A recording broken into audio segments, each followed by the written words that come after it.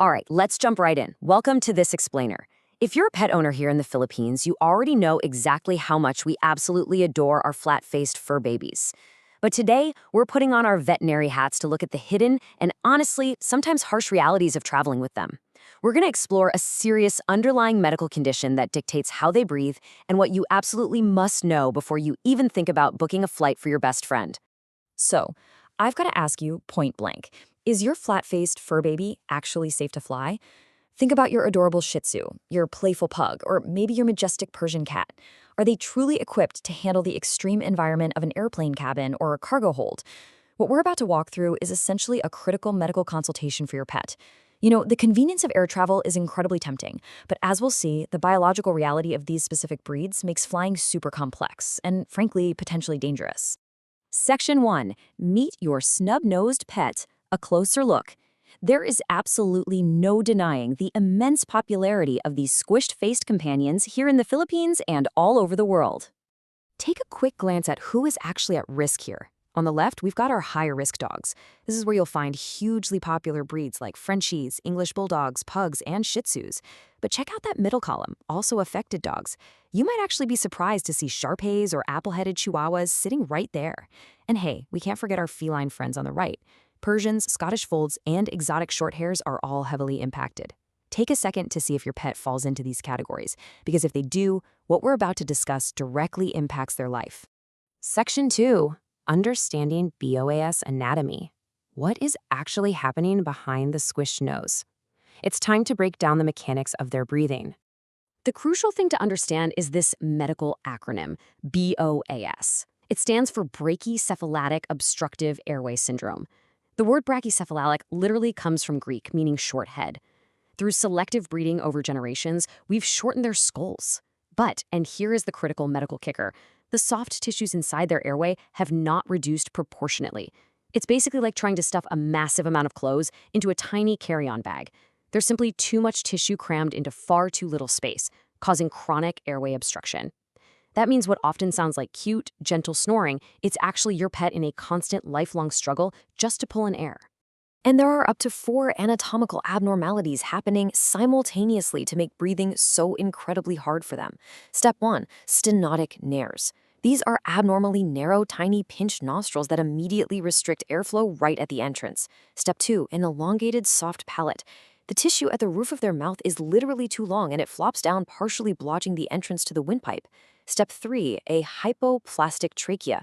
This just means the windpipe itself is abnormally narrow, severely limiting the air that can actually reach the lungs. And finally, step 4, everted laryngeal saccules. Because they have to suck in air so forcefully, small pouches in their throat actually get pulled outward into the airway, blocking it even further over time. I mean, imagine trying to run a marathon while breathing through a tiny pinched cocktail straw. That is their everyday reality. Even here on the ground, just hanging out at sea level, there are everyday warning signs. Noisy breathing or snoring while they're just resting is a massive red flag. It's not just a cute quirk, guys, it's a symptom. You'll also likely see heat and exercise intolerance. Because their panting is so restricted, they just can't cool down efficiently, which makes them overheat super fast. Some pets even suffer from sleep apnea, literally stopping breathing briefly while they sleep. And crucially, if you ever see cyanosis, which is when their gums and tongue turn blue or purple, that indicates a severe lack of oxygen. That is an absolute drop everything and go to the vet medical emergency.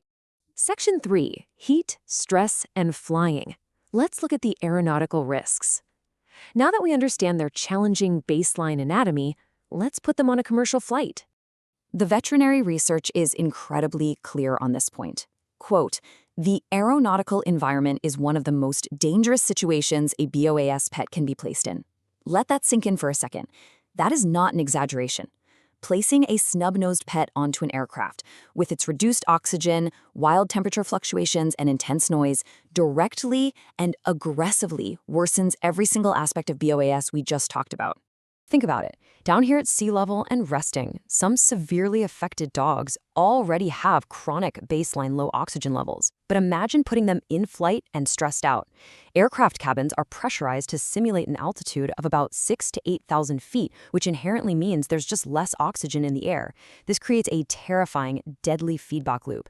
The pet gets stressed by confinement, which dramatically spikes their demand for oxygen. They try to pant to get that extra oxygen and cool down, but they physically can't because of their anatomy. This failure rapidly leads to hypoxia, dangerously low oxygen, and severe heat stroke. So flying combines multiple massive risks all at exactly the same time. First, that reduced cabin oxygen causes hypoxia, which can easily trigger respiratory distress or even death. Second, heat and thermoregulation failure. Cargo holds have temperature fluctuations, and since these pets can't pant effectively, they are at massive risk of heat stroke. Third, you've got immense stress and anxiety from unfamiliar smells, vibrations, and noises. For a BOAS pet, stress alone can trigger a full-blown respiratory crisis. Fourth, being confined in a standard travel crate limits the vital ventilation they desperately need. And fifth, long layovers. Extended time in cargo handling facilities, especially in hot, tropical climates like ours in the Philippines, exposes them to heat for prolonged periods with minimal monitoring. It truly is a perfect storm for respiratory failure.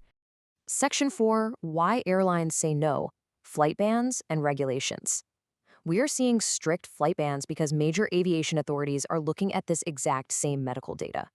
And they are not messing around with the restrictions. Philippine Airlines, PAL, outright bans all brachycephalic breeds from checked baggage on all domestic and international flights. It's a blanket ban because the risk is simply way too high. EVA Air completely bans them during their high temperature season from April all the way to November. On top of that, the International Pet and Animal Transportation Association, IPATA, has developed a strict brachycephalic fit-to-fly assessment.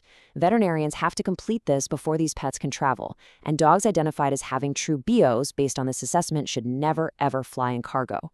The airlines aren't just being difficult, they are literally trying to prevent tragedies. Section 5. Safe Travel Prescriptions, the mandatory rules for relocation. If moving is absolutely unavoidable, consider these my non-negotiable veterinary orders. Here are your 5 golden rules for travel. Number 1, always get a full veterinary health and BOAS risk assessment first. Number 2, only work with certified pet relocation specialists who explicitly understand breed-specific risks. Number 3, and please listen closely to this one, never sedate your pet for a flight. I know it sounds like it would help calm them down, but sedation relaxes their airway muscles and suppresses their breathing, which is incredibly dangerous for a BOAS pet. Number 4, you must use properly ventilated, oversized IATA-approved crates that provide extra space and maximum airflow. And number 5, always implement a strict timing strategy.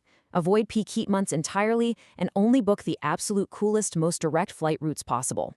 Navigating all these rules gets incredibly complex, which is exactly why partnering with certified specialists is a total game changer. Organizations like PetTransPRO Philippines are IPATA and ATA certified members. They handle all the insane logistics, coordinate the breed assessments with the vets, provide real-time updates, and select the safest airlines and ground routes for these incredibly sensitive pets. Honestly, you do not want to go through this highly technical DIY process alone. You want experts who know exactly how to protect your pet. So as we wrap up this explainer, I want to leave you with a final provocative thought. Look at your pet right now. Look at those beautiful, expressive eyes. Knowing what you now know about their anatomy, the lack of oxygen, their inability to cool down, and the extreme stress of the aeronautical environment, you really have to ask yourself, is the convenience of the flight truly worth the risk to your best friend's life? Please deeply weigh the severe biological realities before ever booking a ticket, and always seek a professional veterinary assessment first. At the end of the day, your pet relies entirely on you to make the safe choice.